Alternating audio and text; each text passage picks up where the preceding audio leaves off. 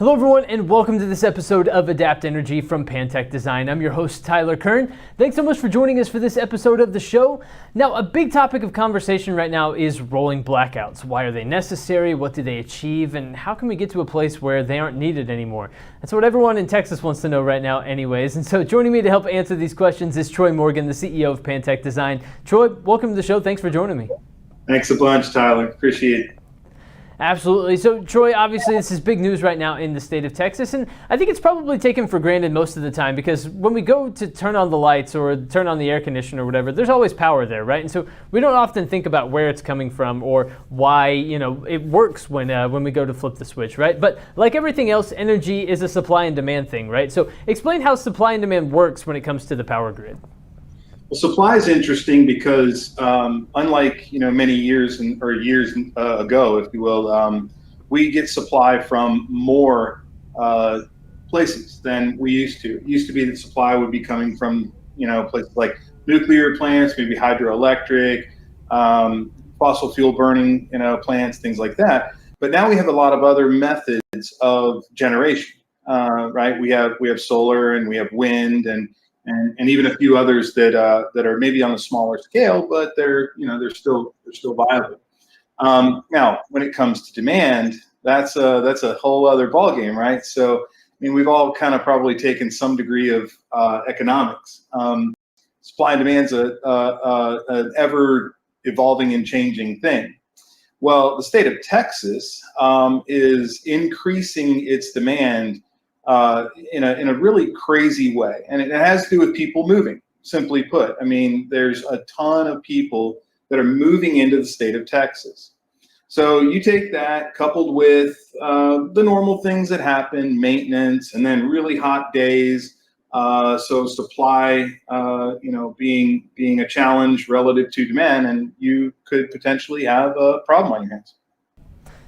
That makes a lot of sense, kind of when you lay it out that way. Influx of population, also more than likely more people working at home, which means they're not turning their AC up and leaving for the majority of the day. They're keeping that AC a little bit lower, keeping the temps lower in the house, and that increases demand as well, right? Absolutely does. And even though ERCOT and PUC, the Public Utility Commission, has asked us very nicely to curb our use, I at least in my circle of friends, they look at that and go, why should I have to be uncomfortable?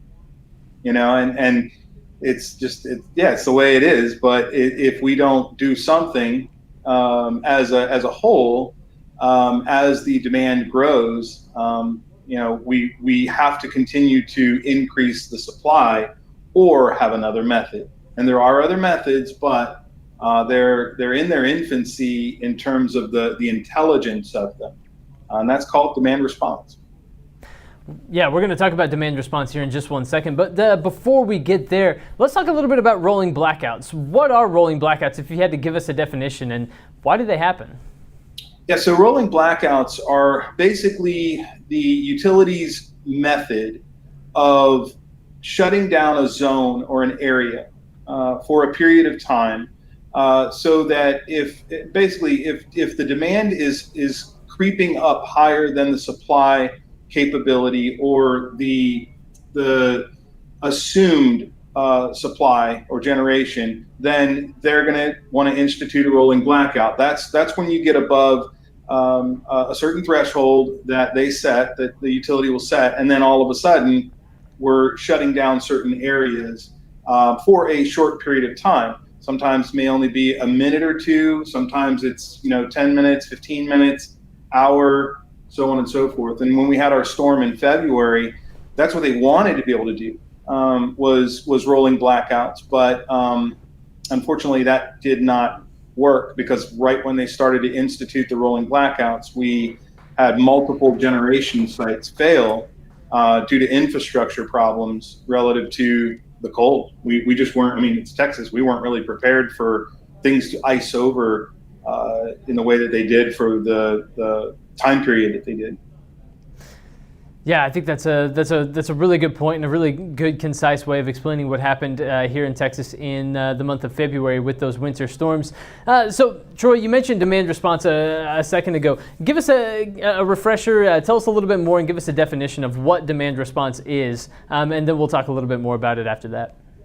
Sure. So the basics of demand response is the utility's ability to ask a home or a building to shed some load, right? To shut down some things that will ultimately decrease demand and allow the grid to operate normally.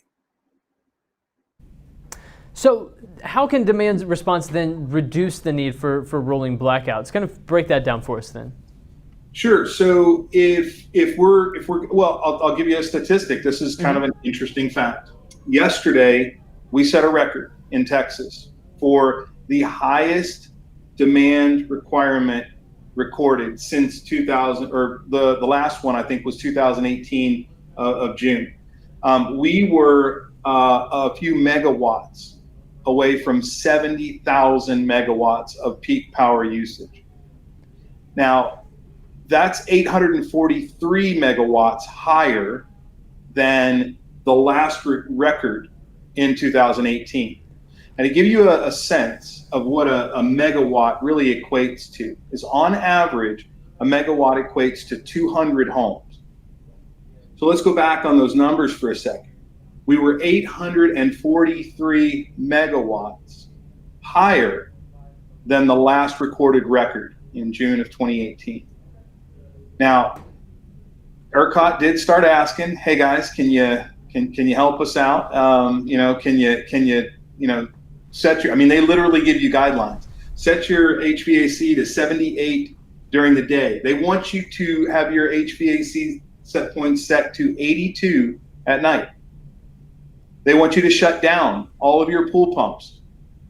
Now, those of you who have a pool know that you shut down the pump and you're going to start especially for an extended period of time, you're going to have challenges with water, right? Mm-hmm. And then, well, of course, shutting down or changing your set points of your air conditioner, yeah, you're living uncomfortably. And that kind of doesn't really resonate well, right, with most people, especially when it comes to the amount of money we pay for energy. We certainly feel like it's the responsibility of the utility to make sure that we have power. Why is the utility asking us to decrease our lifestyle? So to change the conversation for a minute, how do you support the utility's efforts in trying to keep up with the increase in demand and at the same time maintain the lifestyle that you pay for? Therein lies the rub or the challenge. That's a great point. You kind of outlined some of the downsides to demand response, right, and how it's currently implemented. Because I think for a lot of people, like you mentioned, it's that you're being asked to live uncomfortably. If you have a pool, you have challenges, water challenges there. If you shut off all your pumps, all of these different things that people feel like they're being asked to do means kind of limiting your quality of life, let's say, based on something that for most people they would say this is kind of outside of my control, right? What impact do I have, and how could I ever improve the grid, and what fault of this is mine at this point, right? I think that's the response of a lot of people, right? Yeah, absolutely. And the interesting thing about demand response, like I talked about a moment ago in its basic form, is it's been around since, I talked to utility companies that have had demand response programs since back in the 80s, right? So, but that's a very rudimentary demand response, which basically means that when the utility sees that their supply or their generation is not capable of what they expect the demand to be, they start shutting people's things down. There's nothing that the consumer can do about it. They've signed on for this program. They might save a little bit of money on their monthly bill because of it, but at the end of the day, their air conditioner gets shut down, their pool pump gets shut down, their hot water heaters get shut down. Things that are large load pumps and the like are shut down for a period of time. Again, adding to that, decrease in lifestyle, right? So how do you achieve what the utility needs, and what the utility's sort of been doing in a what I'd like to call a mechanical way, but how do you give the utility what they want and not affect a consumer's lifestyle? And you do that through intelligence. You do that through intelligent systems and energy management systems, and, well, quite frankly, what Adapt Energy is capable of. Right. So I suppose then break down how Adapt Energy would help with this particular situation and what we're seeing. Just kind of help us understand a little bit more about how Adapt Energy would allow that to happen. Right. So the first time, or for the first time, I should say, the consumer gets to play a role in determining what it is they can live without for how long in order to help the utility with their demand response. So, for instance, maybe the utility, instead of the utility saying, and this is the way this typically works, it's called a power line carrier command. That means that it's a little piece of data that travels over the high voltage wire that comes into the home, into the meter, and maybe to a little box. Once that little box sees that little command, then it shuts down things. That's the old school method, and there's a lot of different generalizations you can make about that, but that's the basics of it, right? Well, that's a very mechanical thing, and it's just like once it happens, everything shuts down.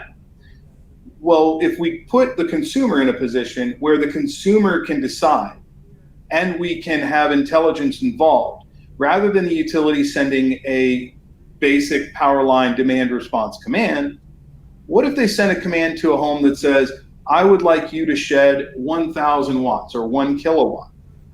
Now it's the home's decision, through decisions that the consumers either already made or might make on the fly, to determine what they're going to be able to do to achieve the load shedding of 1,000 watts or 1 kilowatt. So now, for the first time, you have the consumer playing the same game as the utility, right? They're on the same playing field, they're playing the same game, and they're driving at the same thing. And what I mean by that is, as a consumer, you don't want to be without power, right? I mean, the reality is, if we don't shed load or listen to the utility when they say, gee, we need you guys to help us out, blah, blah, blah. If we don't do that, we could end up with no power for a period of time, i.e. the rolling blackout. So being able to sort of marry the utility to the consumer in a way that we're both driving at the same goal, which is to keep the lights on, and doing it in an intelligent way, that's the holy grail. That's really interesting, and I suppose what stands out about that to me is it invites the consumer in to be a part of this process in a way that's not then also, I think, maybe asking them to sacrifice too much, right? And to a certain extent, as a consumer here in the state of Texas, part of me is sitting here today thinking, all right, so the cold comes through, we weren't prepared for that, but that rarely happens in Texas, right? Who could have seen that kind of storm coming? Okay, like it was a really bad situation, but maybe we get a pass for that. Summer rolls around, and it's this way every year. I mean, you and I live in Texas, and we experience this every summer. So as a consumer, I'm sitting here, and maybe this is a little bit of frustration, but I'm sitting here saying, like, what? How is this a surprise that it's hot in the state of Texas this time around? And maybe that's a little bit of ignorance on my part, but I think what you're describing is a way of bringing the consumer into that process in a way that is constructive, rather than me just sitting here being frustrated, right? Yeah, it is ever changing, and there are things that occur. So we talked about the increase in demand. Mm-hmm. I'll give you some statistics there. 4 million people have come into the state of Texas in the past year and a half, basically the past year and a half. That is a ridiculous amount of people to come and plant their seed here and buy a home. In fact, it's not really energy related, but it's an interesting statistic. There was a home recently sold in my area for $300,000 more than the asking price. There was a huge bidding war. It was like an $800,000 home, and it sold for $1.1 million, $300,000 more. Why is that? Well, supply and demand problem on the home market side of things. You know, we can't make the homes fast enough, and there aren't enough homes for that 4 million people of influx to buy. So people are willing to spend ridiculous amounts of money. So sorry to sidetrack us, but it just goes to show there's a lot of people coming in. So that coupled with, and I'll give you another statistic that is about yesterday in this record-setting situation.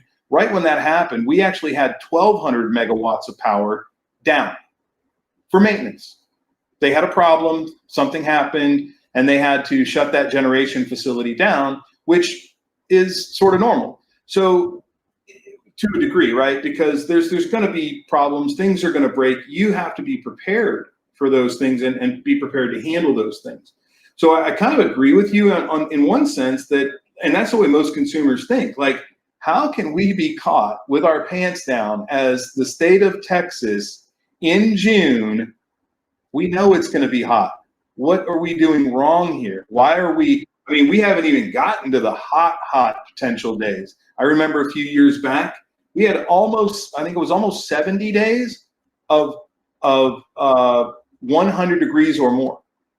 Now, that happens, we might be in a little bit of trouble with the new demand requirement that's being, if we're already breaking records and it's the middle of June, I hate to see what the beginning of August is going to be like. So wouldn't it be in ERCOT's best interest then, or, you know, energy companies' best interest then to for more people to have Adapt Energy in their homes?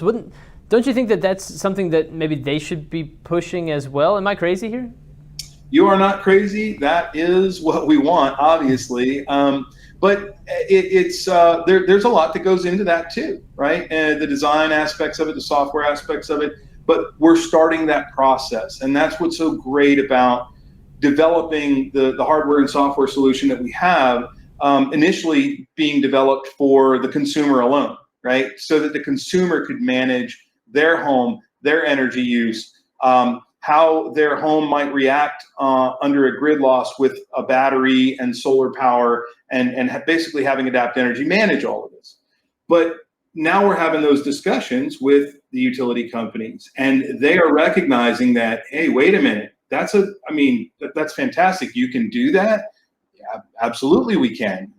So we can send you more than just, hey, shut some things down. We can actually tell you how much, and you'll do it. Yes, we can. And so now all of a sudden the conversations are changing, centered around what a utility can do on a global scale, or sort of a larger scale, I guess, with respect to demand response. Well, it's an interesting time, Troy, and I suppose if we look ahead really quickly, what are the next steps that need to be taken then for all of this to maybe become a reality, and for the grid in Texas to maybe get some relief finally? What are the next steps that need to happen, and what do you see happening here in the next several years or so? Well, I definitely see some of the regulatory things that we're used to. I guess you can call it maybe old school thinking, starting to change and evolve. I don't see that the need for creating new generation sites, right, like solar and wind and things, is going to change, and so I see that speeding up. And I think what that's going to do is it's going to provide options, right? There's nothing wrong with having extra within reason, and I think we're going to see that happening more and more. The question is, can we keep up with the demand? So definitely regulatory things changing, both at the state level and the federal level. I'll give you one example. You might be familiar with the federal ITC credit for solar. When it first came out, the federal government was giving you a 30% tax credit, which is fantastic. And then it dropped down to 26% for solar. And then right there, they started to look at it and go, you know what?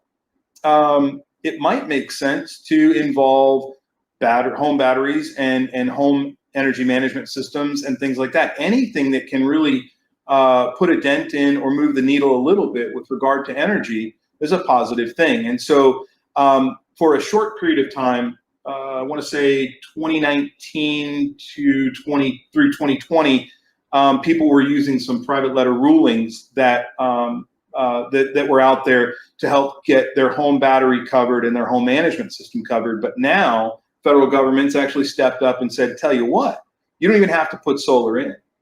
If you put a home battery in and a home management system in, or home energy management system, we'll give you 26% tax credit on that. And so I see people starting to take more advantage of those things. And also the conversation is being had a lot more often. And I think that's really, really important. I think the more we're creating awareness, the more we're educating people. I mean, Tyler, that's why we're doing what we're doing right now, right? It's about getting people to sort of understand what's out there and what's available, and the good, the bad, and the ugly. And so that education process, I think, is going to help a lot to get us where we need to go over the next 5 years. Absolutely excellent stuff. Education is incredibly vital. So Troy Morgan, CEO at Pantech Design. Troy, thank you so much for joining us for another episode of Adapt Energy, talking a little bit more about rolling blackouts, what's going on, and what the future could hold. Thank you again. Thanks, Scott. Tyler, appreciate it. Absolutely. And everyone, thank you for tuning into this episode of Adapt Energy from Pantech Design. We appreciate it very much. Of course, stay tuned for upcoming episodes of the show. But for this one, for my guest today, Troy Morgan, I've been your host, Tyler Kern. Thanks for joining us.